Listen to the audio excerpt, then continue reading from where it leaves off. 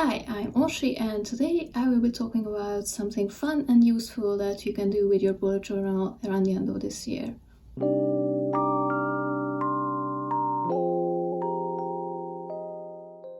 December is the time of the year when many of us start thinking about how to close the current year in our bullet journals and how to start the next.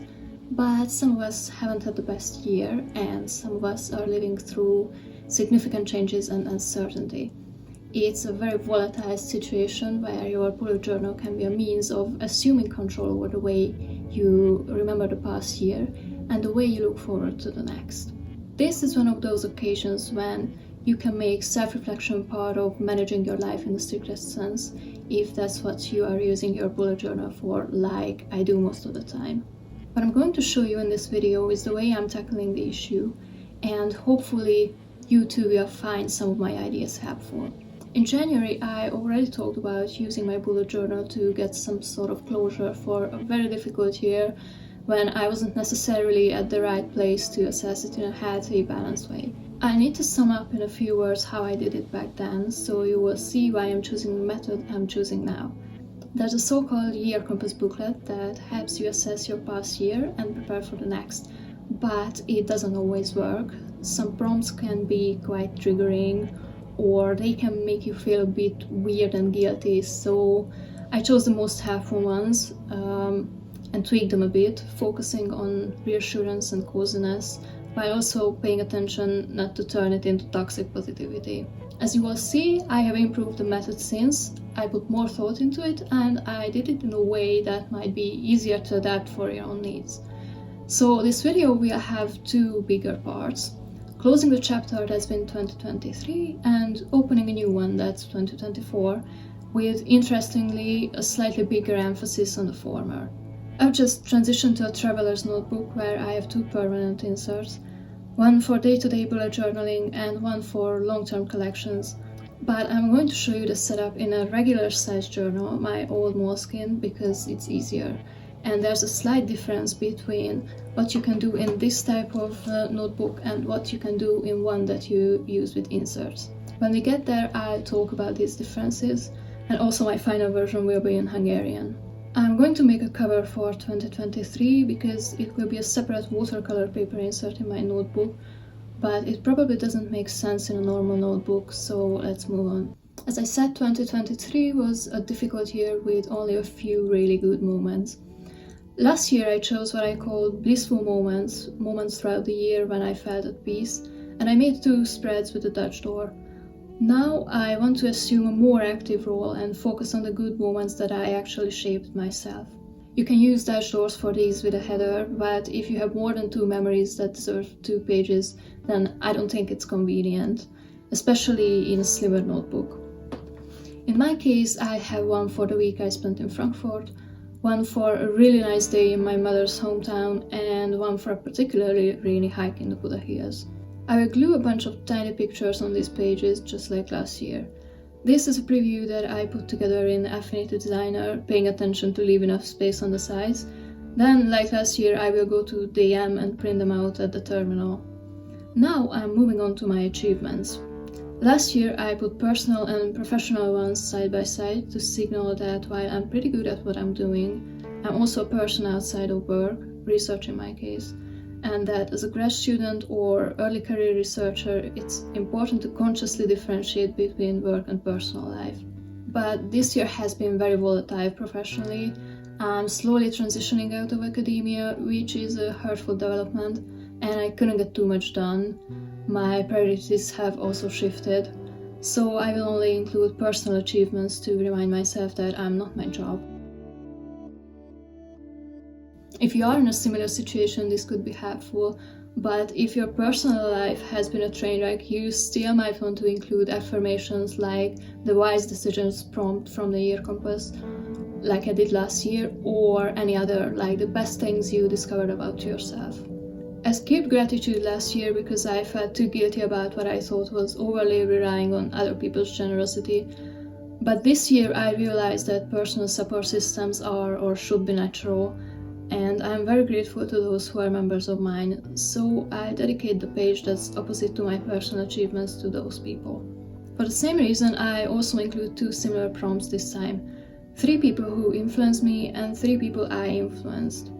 A pretty fun idea that you can use as header for the next 2 pages is the Book of Your Year prompt from the Year Compass.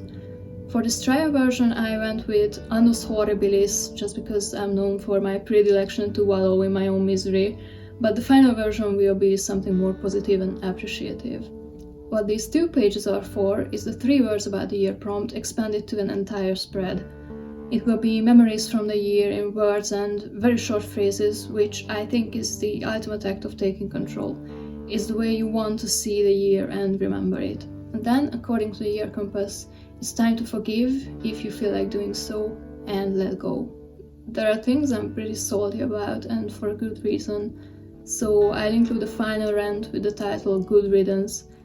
And instead of what I still need to let go, I dedicate a page to the things I already let go during the year, which makes me feel more in control, since it's already been done, and this list will give me final closure.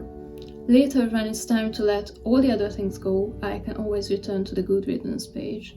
When or if you make a cover for 2024, it's a good idea to mark it with a long piece of tape on the side. Not an index sticker yet, because in my normal notebook it would go on the side of the future log, which has an extensive brain dump section beginning on the next page, and I would want to access both the easiest way possible. In a traveler's notebook you can keep the parts about self-reflection and life management separate, and for me the future log and the brain dump belong in the general life management insert.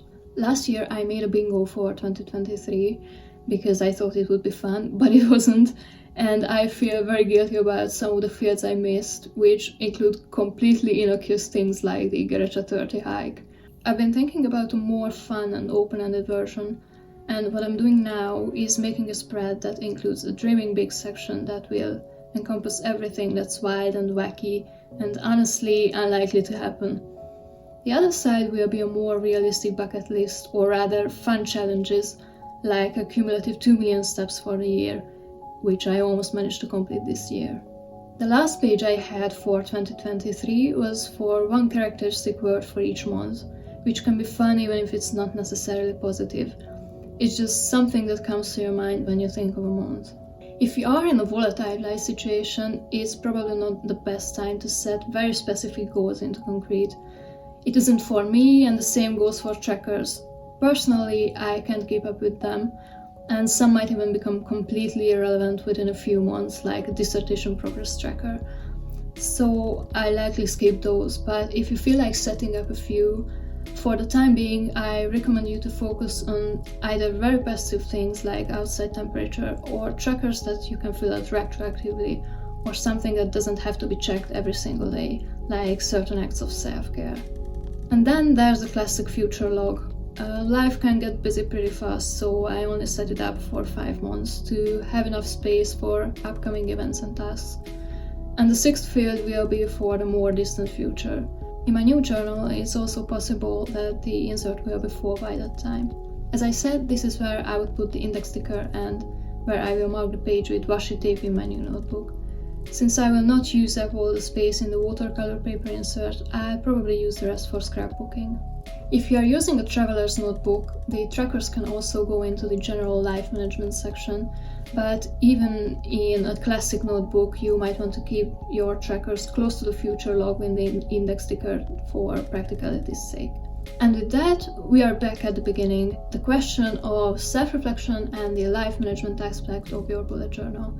I think this end of the year, beginning of the new year section can be a pretty distinct unit that wouldn't bother you if you're a purist, especially if you don't use yearly trackers or you put them right next to the future log for easy access. To sum it up, with this method, as you could see, we are focusing on what we had control over in 2023, while also creating a narrative as an act of control. Then we skip the kind of expectations that will appear naturally when life gets a bit less hectic, and that can be part of how you adapt your journal for your future needs, since flexibility is one of the key concepts of the method. Of course, you can set goals in this section, but if you only develop them later, you can use washi tape to mark the page, similarly to the beginning of 2024, or if you have a traveler's notebook, you can just continue the insert. I I hope I could give you some useful ideas, and if you want to see more videos like this, please like the video and leave a comment. My upcoming videos will be mostly about small adventures and about how I'm trying to be efficient while I'm working on my dissertation. In any case, I wish you the best for 2024. Until next time, take care. Bye.